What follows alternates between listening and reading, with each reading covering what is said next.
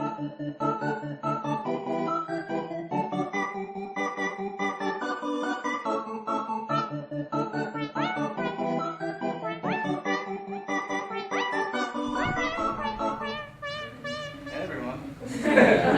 One player. About to get intimate again.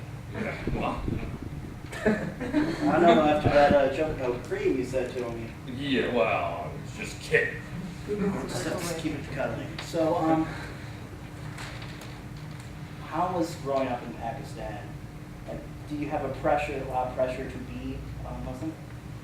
Yeah, actually, it is 99.9% Muslim. I don't know if you know, Pakistan was created out of India. There was India when they got their independence. It was Muslim and Hindu. And so they said everybody east would go and become East Pakistan, that was a Muslim. Everybody that was Muslim on the west side would become Muslim, it was West Pakistan. So it was created as a Muslim state. So they decided, like, people's faiths by geography?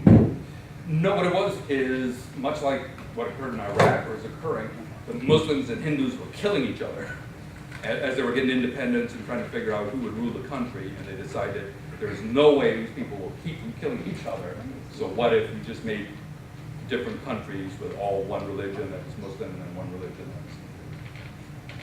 that was funny stuff, huh? Did any of your upbringing, did that push you in comedy, do you think, in a way, or? It may have. What I'd like to do eventually is talk about things like Islam and Muslims and stuff, but have a sense of humor and have people see that we're all similar and that these stereotypes and stuff are not real. And so I think it pushed me to show a different perspective that we're not all terrorists. And one of the things that always bothered me right now that goes on is if some crazy wacko kills a bunch of people and they're Christian, it's never mentioned that they're Christian. But if they do it and they're Muslim, it's mentioned. So we keep thinking, all these crazy Muslims and stuff, 99% of the murders and crazy stuff that happens in America are done by Christians. But the religion just doesn't become a factor, or so-called Christians, that would be the label we put on it. Because people are like, oh, well, I'm technical in that field, so let's just kind of push that to the side. Yeah. Basically.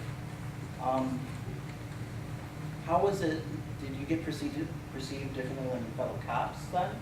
Or was it kind of a brotherhood because you're all cops? A little bit of both. I mean, there is that brotherhood of police officers, but we're human beings. We have stereotypes and racial things. And Ann Arbor, I used to do a comedy thing, which is true when I started with Ann Arbor. It's almost all white police department. We had a handful of black officers and then me. So whenever a citizen had complained against me and they didn't know my name, Sergeant could instantly figure it out.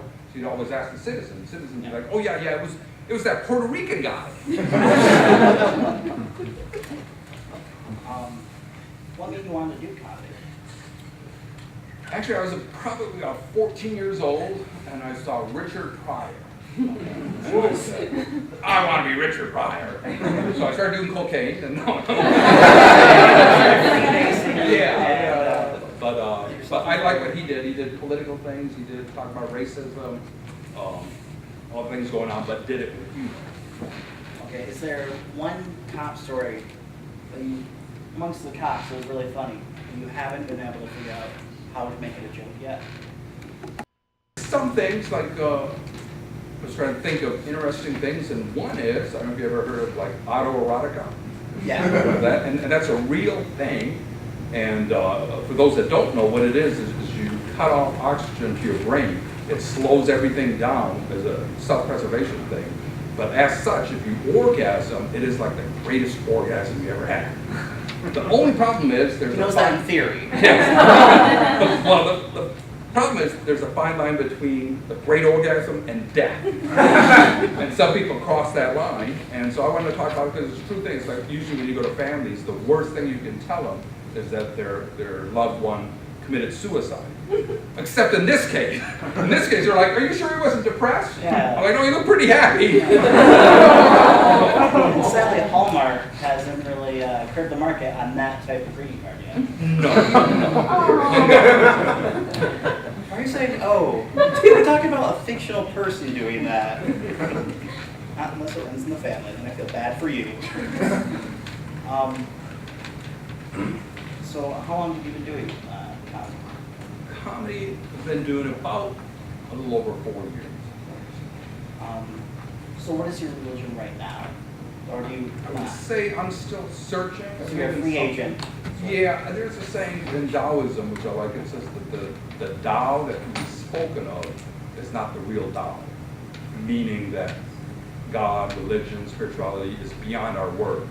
So if you're able to put it in words, it's not really capturing. If you look at how big the universe is supposed to be with millions of light years and stuff, to think that our language could actually capture that, or that we could fully understand it. So I believe there's something, but when you start putting it into words, it doesn't really capture it, and then we start fighting about the words rather than that deeper meaning, which I think is there, but it's beyond our words.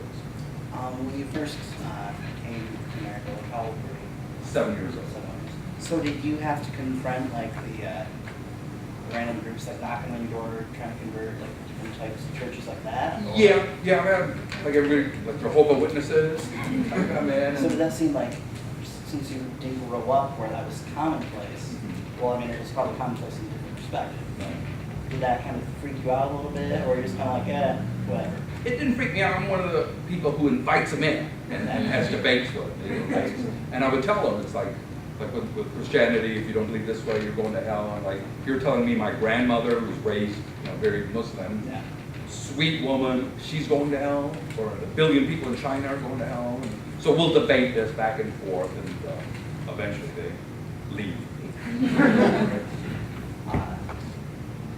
What's one story about religion that has affected you in some way? Like an emotional, like even if you're not, I know you're kind of floating. What's something you went, well, that might have something to it. I don't know if it's for me. Just see what's kind of going on. There's a Buddhist story that talks about a man who had one horse, and the horse got away. He had him fenced in, and the horse got away, and every day he would go and have tea in the village. And as he's having tea, all the other people in the village are saying, "Oh, you poor guy, you had only one horse, and now you lost your horse."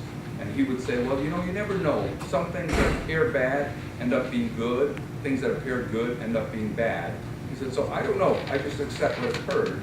The next day, the horse that had taken off came back with a bunch of other wild horses. And so now this farmer had 10 horses. And he goes to the village, and everybody's like, "Oh, how lucky you are. Now you have 10 horses." So, well, you never know. Life can be up and down. I just accept what it is. The next day, his son was trying to break some of those horses. And as he's riding them, he fell and broke his leg.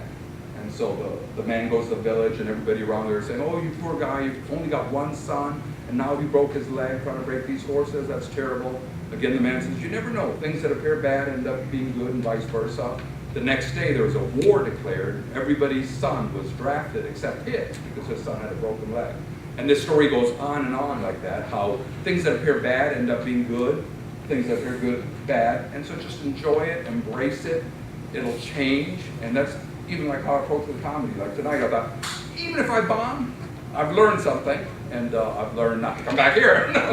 So that's influenced me as far as not trying to make life a certain way, but accept what happens and make the best of that.